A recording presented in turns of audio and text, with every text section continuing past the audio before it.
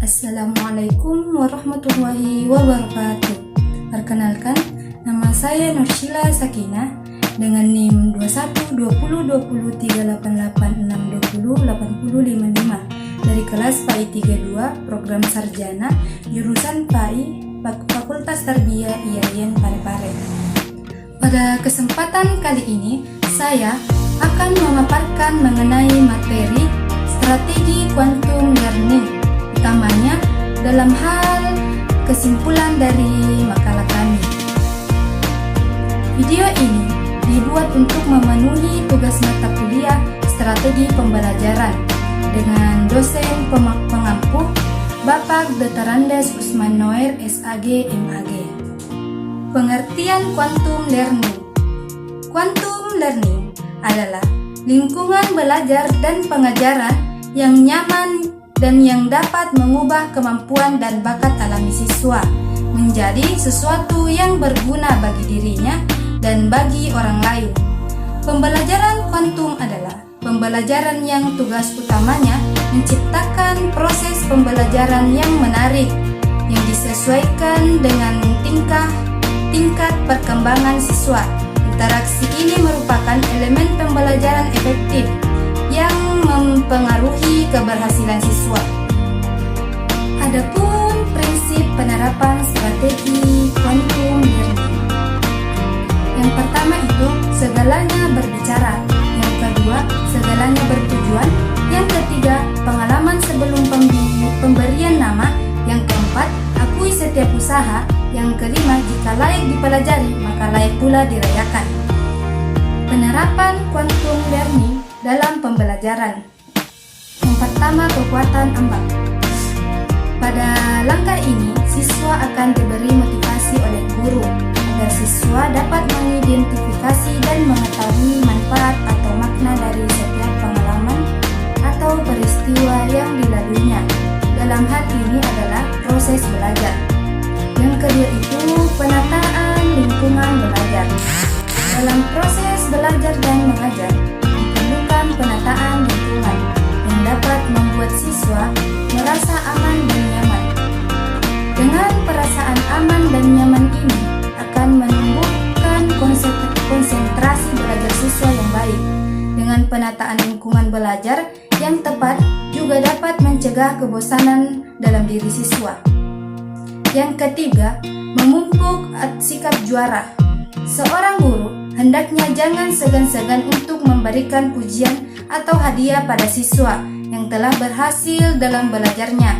Tetapi jangan pula mencemooh siswa yang belum mampu menguasai materi. Dengan memupuk sikap juara ini, siswa akan merasa lebih dihargai.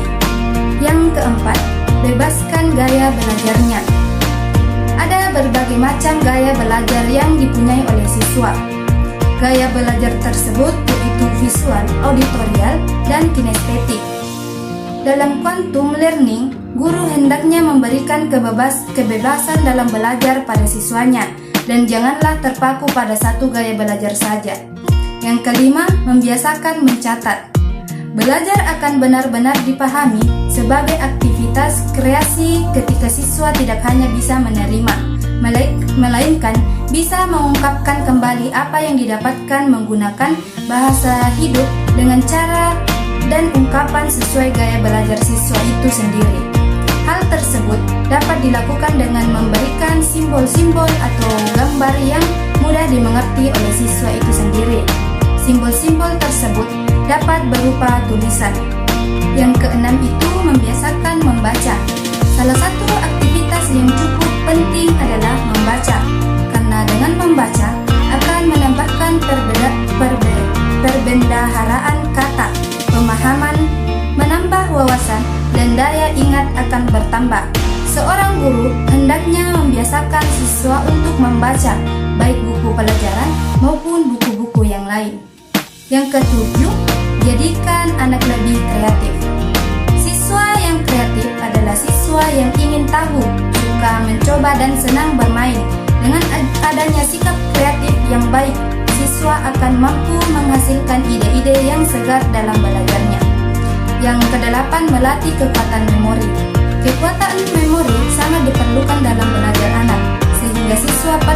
dilatih untuk mendapatkan kekuatan memori yang baik. Adapun kelebihan dari quantum learning. Pembelajaran kuantum sebagai metode pembelajaran yang dapat menggabungkan berbagai sugesti positif dan interaksinya dengan lingkungan yang dapat mempengaruhi proses dan hasil belajar seseorang. Lingkungan belajar yang nyaman dapat memotivasi mereka yang secara langsung mempengaruhi proses belajar. Metode pembelajaran kuantum dengan menggunakan teknologi mind mapping sangat efektif dalam mengingatkan kemampuan akademik atau learning ability dan kreativitas siswa. Adapun beberapa kelemahan dari quantum learning. Yang pertama, khususnya menuntut keahlian dan keterampilan guru.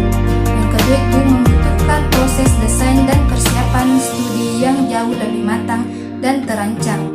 Yang ketiga, adanya sumber belajar yang terbatas, alat belajar, situasi dan kondisi yang sulit, dan waktu yang lebih banyak.